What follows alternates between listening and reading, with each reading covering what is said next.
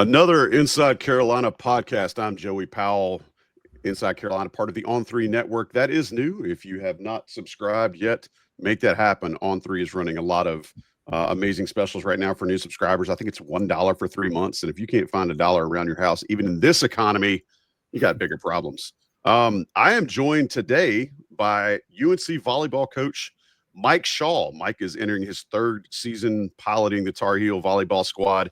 They just came off a really, really solid season, one of the best seasons they've had in nearly a decade. Went 23-8, had some really, really impressive sweeps in there, beat some ranked teams, and then beat Yale in the NCAA tournament. So we figured we'd bring Coach in and talk to him to find out, all right, what's he going to do for an encore to that? So Mike Schall, first off, how are you doing?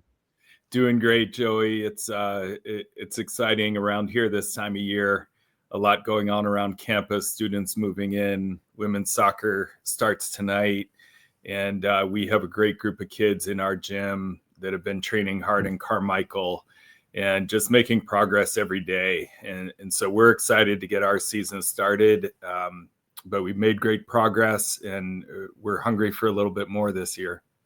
Yeah, I mean, one of the bad things about success, right, is now you've got to figure out how do you maintain that level. And you mentioned UNC women's soccer. We talked with Coach Nahas recently, and his thing was that they have their standard that they're trying to meet. It's a program standard, and it's not necessarily a standard that goes year to year. Is that kind of a philosophy that you lead your team with?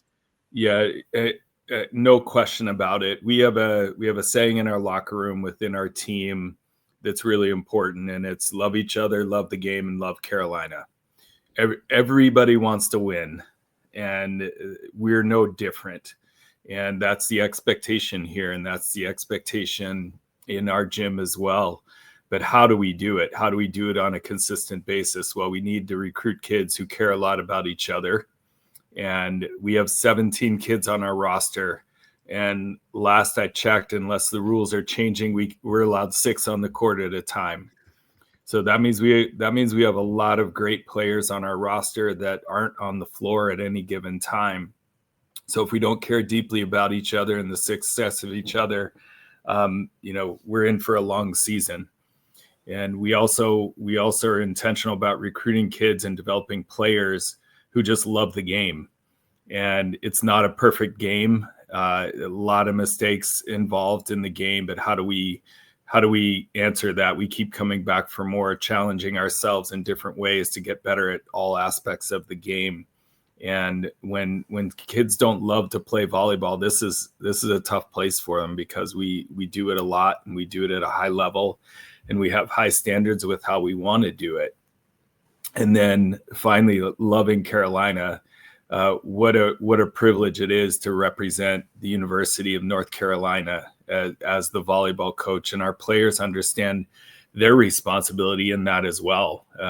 The last year, I think it was 26 out of our 28 sports were in the NCAA tournament, with so many of them, advancing to the Final Four and knocking on the door. And of course, our women's lacrosse team and women's soccer who won national championships last year, that's all around us.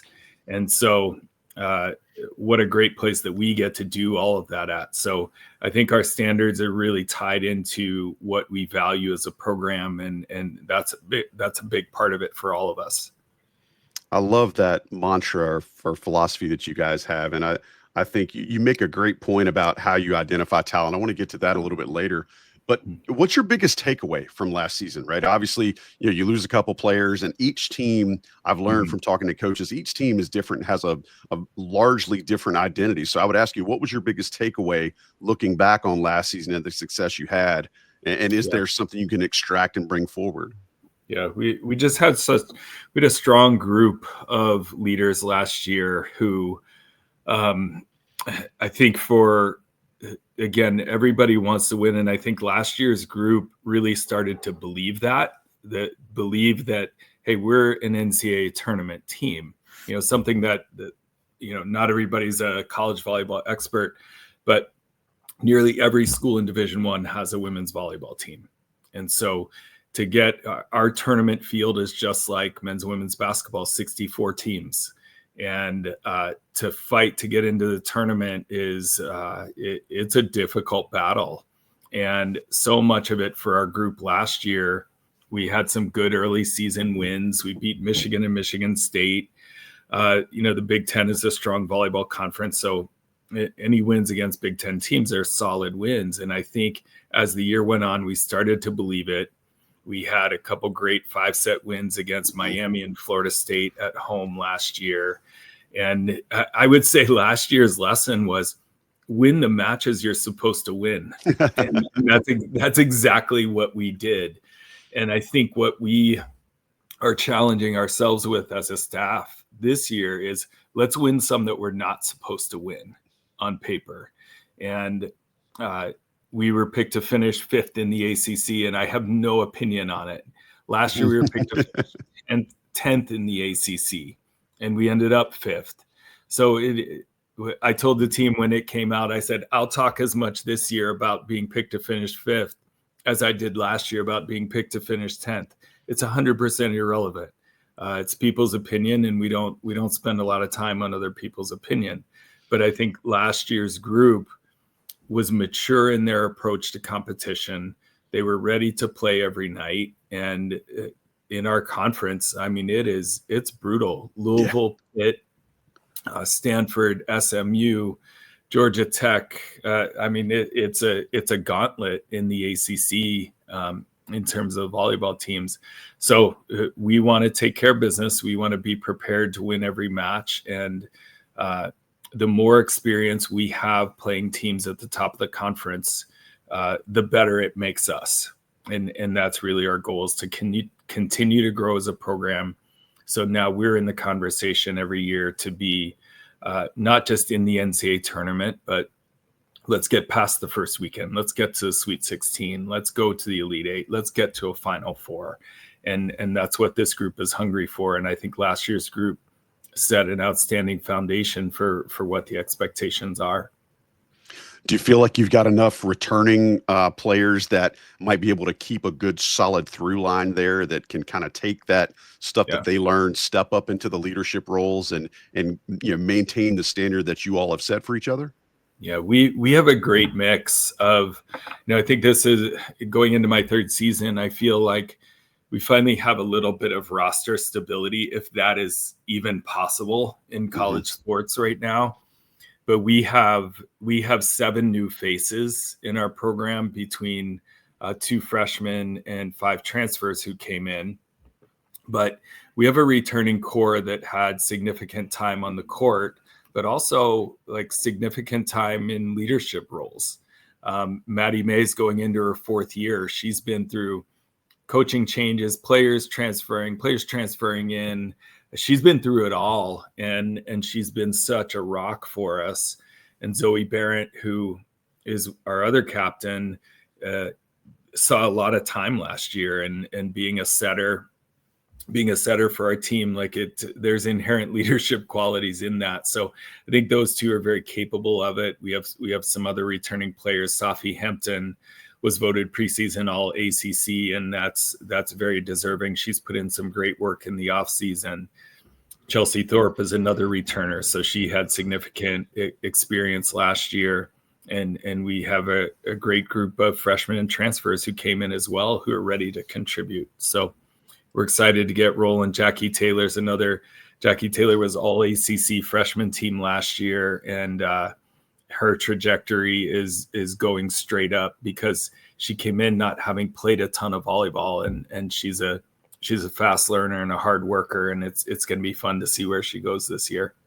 We'll allow you to take a little bit of credit too in that development, but it sounds like, you sound like a guy that feels really excited about who he's got in that room, and sounds like you're ready to really just unleash them on the court and see what happens. I want to talk a little bit about your staff. You've got a staff of young assistants. Is that somewhat of a coincidence, or is that kind of by design? Like, did you want to have mostly young folks working with you so you could mold them, or do you kind of have that old teacher mentality where you just want to help people grow, whether they're on the court or on the bench beside you? Yeah, it starts with just quality people, and whether they're old, young, or somewhere in between. I like the fact that they're a lot younger than me, and it brings the average age of our staff down because I keep it pretty high. But I really, a number of years ago, I figured out that what I love to do is to build up young people and also those who lead them. And so for me, a big part of my role obviously is coaching our team here and helping young people to learn, to grow, and to become all that they're capable of becoming. But I also have that responsibility as a mentor to my staff. And we're very fortunate. Rachel Ferguson she has been with me from the start. She's our recruiting coordinator, offensive coordinator, and has just done an outstanding job identifying the right kids who will have success here. And Sean Ermey came in this year from the University of Pittsburgh. And I have great respect for the program that Dan Fisher has built at Pitt. And Sean had the chance to work with him this past year. And Sean and I had actually met through some of my previous staff members. And I knew he'd bring some great knowledge to the gym, but a great teaching style as well that challenges our players and helps them to grow. And then the other three, they call themselves Studio 3 because they share an office, and they are going to be so happy that I shared this on air. But they share an office out in Carmichael Arena, right down the hall. But Maggie Young is our new director of operations, and get this, Maggie was a 5-time captain at Wingate University in Charlotte, and I don't know if I've met any 5-time captains, but it just shows, not a lot of them. Shows her leadership ability and the qualities that she has and is bringing to our program. And then the other two, and I lump them together just because they were former players here, and it's so valuable to have players who understand how great this program is and the qualities that are going to help them to be successful. Nia Parker Robinson, who is taking a small break from her professional career, and then Carson Overbeck, who just graduated last year. And it's so cool to be able to call her Coach Carson now, because that's always been how she's wired. Even when she was playing here, she was really wired as a coach. And we're so fortunate to have the staff that we do. They provide great leadership to our players. They put their arms around them when they need to, and tell them the truth when things aren't going so well. So super fortunate to have the staff that we do here. I love hearing different coaches talk about how they strategically deploy members of their staff. And you just mentioned Studio 3. I would be remiss if I didn't plug them from SID Alex Funderburk on TikTok, Studio 3 LLC, if anybody's so interested. Apparently that's some high entertaining content, but I love hearing you talk about how you deploy them, not quite as the heavy, but to give some of that real love that players need to hear sometimes. And that's a fascinating aspect of coaching that I've always been really intrigued with. We were talking with Coach Mike Schall of UNC Women's Volleyball, trying to do a little bit of a preview into the season. Go ahead, Coach. Yeah, I was just going to say one of the key elements of being on our staff is that they're all great teachers. And even Maggie, who's not in a coaching role, just has this, she has the heart of a teacher, and is just a great influence on our players. And I think our players have felt really comfortable coming to any of us and talking through things. And it's so much more than just what we do on the court, as you know, and talking to different coaches. But I think the dynamic of the staff has been really good, and we're excited to get to work. I mean, it doesn't matter what realm you're in, but the highest performing teams always have an incredibly high level of trust that usually goes both ways, from top down and then bottom up. In your case, from coaching staff to team, and then team to coaching staff. I would ask you, you talked a little bit about individual players earlier, but what do you feel like you have with this roster? Have you been around them enough yet to figure out what the identity of the team might be, or where do you think your strengths are going to be with this group? Yeah, if the last week or so of preseason's any indication, it's an awfully competitive group. I think our passing has been maybe a pleasant surprise, We return Maddie May, who is our libero, Safi Hampton, who was one of our outside hitters, and I think the development of our other outside hitters, Haley Pierce, who was a transfer from Virginia Tech. And Haley had mostly played on the right side and wasn't necessarily a primary passer, but she's made tremendous progress. Our freshman, Bridget Malone, has stepped on the court and has just, she enrolled in January, and she's made tremendous progress. Erin Curtis, who is a sophomore, just is I tell my staff all the time, Erin Curtis is not the biggest kid on the court, but I always tell my staff, good volleyball players never go out of style. And Erin is certainly a good volleyball player. And then Cadence Shea as well on the outside has made a lot of progress. We have two right side hitters who just, I mean, for lack of a better term, they just clobber the ball. And Chelsea Thorpe, who played last year, and Lainey Smith, who is a local kid, went to Chapel Hill High School, went to Illinois her freshman year, and then decided she wanted to be closer to home and specifically wanted to be in Chapel Hill. So we welcomed her into our program, and they both have great size and just great arms on the right side.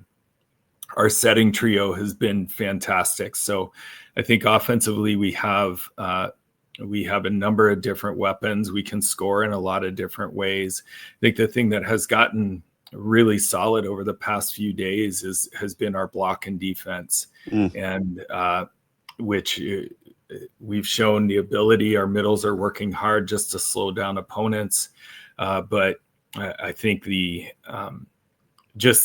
all aspects of the game, I feel like we've made tremendous progress over the last 8 to 10 days.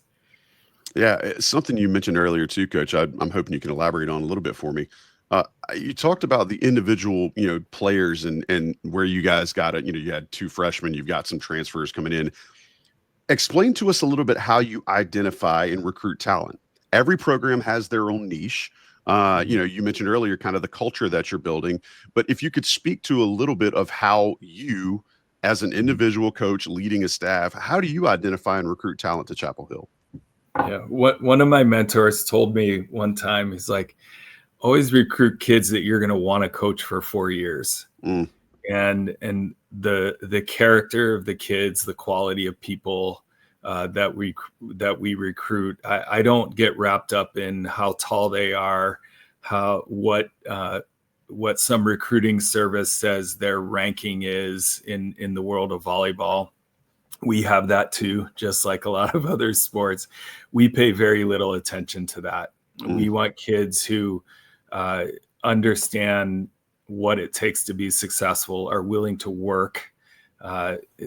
We don't necessarily need kids who are finished products. We love teaching, and we feel that the environment we create here is going to help them continue to grow and get better. But the identification, I mean, it's such an important process. It's the same when I'm hiring staff. Like what are the positive traits that they bring to the table? How can they help us? Those are questions that I'll ask kids in the recruiting process is, what is it that you bring to the table here? Like, how are you going to make a difference here? And we want young people who have enough confidence in their ability that they're able to articulate that. And we want kids who are confident when they walk in the door. We call it Tar Heel swagger. We want them to have a little Tar Heel swagger and know who they are and be ready to contribute when they get here. But it's such obviously you want size, you want this. We want kids who just love playing volleyball, love competing, and also understand what it takes to be on the best teams. And I go back to the mantra I shared earlier. Are they going to be the kind of kids that buy into that? Love each other, love the game, love Carolina. And if their first question is what's in it for me, it's probably not going to be a great fit. And that's fine, because there are plenty of talented kids out there. We want quality kids who not only can contribute on the volleyball court, but understand what a degree from the University of North Carolina is going to do for them in the future. I don't want you to name names, and I wasn't going to ask this question, but you got me thinking as I'm listening to you. You don't have to name names, but give me an example of either something that you might have heard in an early conversation with a recruit that Mhm. was an automatic, like, yes, I want this player, or was an automatic disqualifier. I would say the things that I say yes about, or maybe has caused me to say we have to get this kid. So I'll give you a recent story, and it's a verbal commitment. But she was so I certainly can't name names, Sure. but it was a kid who had come to our camp, and we were, like everybody, it's like, well, how do we like her compared to these Right. 5 other kids that we're recruiting at this position? And the question I posed to the staff was, how would you feel if we don't get her? Mm. And I looked around the room, and they're like, no, like, we gotta get her. We gotta get her. Because Consensus. we were debating, like, look, we could go after this kid. We could go after this kid. And one of the staff challenged me, and they're like, Mike, you said good volleyball players never grow out of style, and it doesn't matter how tall they are, or whatever. But I think when kids make an impression on us just by not just how they play, but how they interact with teammates, how they interact with coaches, how they carry themselves, that stuff's all real. We pay attention to that stuff. And so when we sense in our conversations from kids that they're about the things that we are, like, we know that it's going to be a good match. And I think the ones that don't work out, it's never like, it's no judgment whatsoever. It's not a fit. When their primary concern is like, am I going to be on the floor? And my answer to that is always like, how would you feel if I've promised that to our current roster? Like, Right. You're coming in, there's no way you can do it. Some kids want that though, and that's fair, but it's just probably not going to work here in our locker room or in our program anywhere. Thanks for sharing that. You got to love when your assistants are listening to you so well that they throw your stuff back in your face like that, right? It's very convicting. It's like, wait, do I mean that? Right. Yeah, they're good about catching me on things that I say a lot. I love it. This is Inside Carolina on the On3 Network. I'm Joey Powell talking with UNC Volleyball coach Mike Schall. Appreciate him giving us some time today. Last question before we get out of here, Coach. I saw recently that North Carolina is kind of switching up the attendance model, and now volleyball games are going to have ticket prices. And I just wanted to see, did you have any input in that? What were your feelings about it? And just how would you see that fitting with, again, we recognize that college sports now is a potential revenue monster. And so with that being a bit of a change in your program, did you have any feelings or any reactions to that? Yeah, I think it's a positive. When I took the job 3 years ago, one of the things that I talked about with Bubba and Dwight Hollier and Michael Beal was like, they were asking about tickets. And I said, look, I think it's a step we need to take at some point. And quite honestly, I didn't have strong feelings about it. But here's what I did know, Joey. I knew that when I went to my daughter's middle school volleyball match, I paid $8 to see her play. Yep. And meanwhile, like, I looked at the last couple of years, like, we were the best deal in town. Yeah. You will see a great volleyball team play a sport that is just taking off across the country, and you could walk in the door for free. And beyond just the revenue side of it, the potential revenue from selling tickets, I just think it's almost maybe a respect thing. Like, we have athletes who are competing at the highest levels of college sports, and I think maybe it places a certain value on what we're doing, and I think people will discover that the $10 or $12 or $15, I forget what exactly it is. Honestly, I should know this, but whatever they're paying to get in the door here at Carmichael, it's going to be money well worth spending. So I think it's a very positive for our program overall.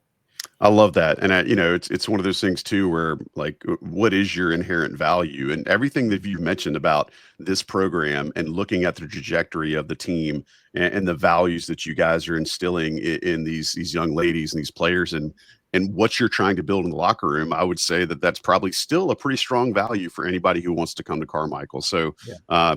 I would imagine that's probably a chump change for those. And I would even echo that the home court advantage you guys have was probably because people knew it was a great product on the court. So I'm excited about that for you guys. You want to take 30 seconds and try to hook anybody that's listening that might be on the fence about coming to Carmichael to see some games this year?